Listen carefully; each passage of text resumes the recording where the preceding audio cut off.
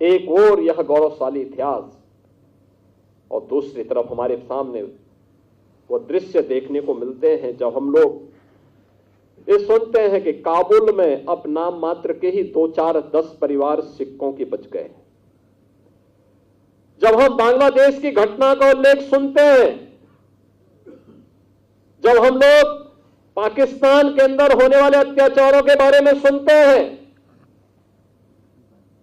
तब हमें सिख गुरुओं के उस त्याग और उस बलिदान का स्मरण बरबस हो जाता है। और इसीलिए आज के उस अवसर पर मैं आप सबसे भी यही अपील करने के लिए आया हूं। मैं आप सबसे यही अपील करूंगा और मेरा विनम्र अनुरोध होगा,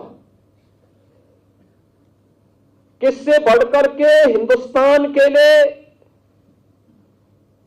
हिंदू हो या सिख है, इन सब के लिए दूसरी प्रेरणा गुरु नानक देव जी से लेकर के गुरु गोविंद सिंह जी महाराज तक जो आदर्श इन सिख गुरुओं ने हम सब के लिए रखा है,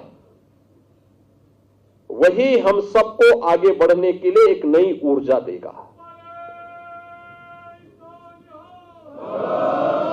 उन्हीं का आशीर्वाद हम सबकी प्रेरणा है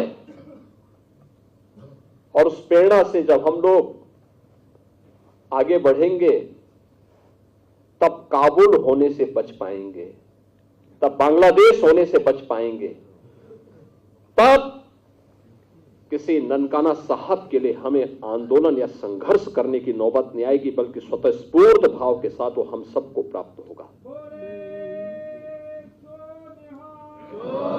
और इसीलिए आज हम सबको अपने मित्र और शत्रु को सही तरीके से पहचानने की ताकत हम सबको प्राप्त हो, इसके लिए हम लोग गुरु महाराज से प्रार्थना करें, ये ताकत वे हमें दें। कौन वे लोग हैं जो देश की जुझारू कौम को,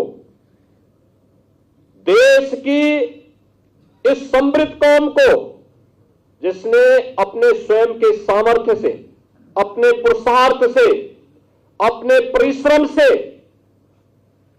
एक मिसाल प्रस्तुत की है देश के सामने, दुनिया के सामने, कौन वे दुश्मन हैं जो आज उनके इस परिश्रम और पुरुषार्थ को कुंद करने की साजिश कर रहे हैं? कौन है? उन दुश्मनों को पहचानने की आवश्यकता है।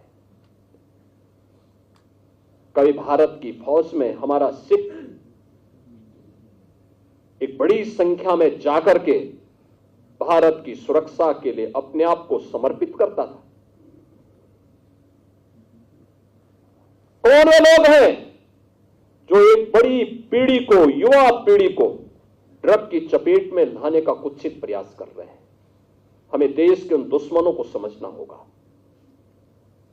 उन दुश्मनों से सावधान रहना होगा। कौन आपस में हिंदू और सिखों को लड़ाने का कुत्सित प्रयास कर रहे हैं? ये तो एक दूसरे के पूरक है।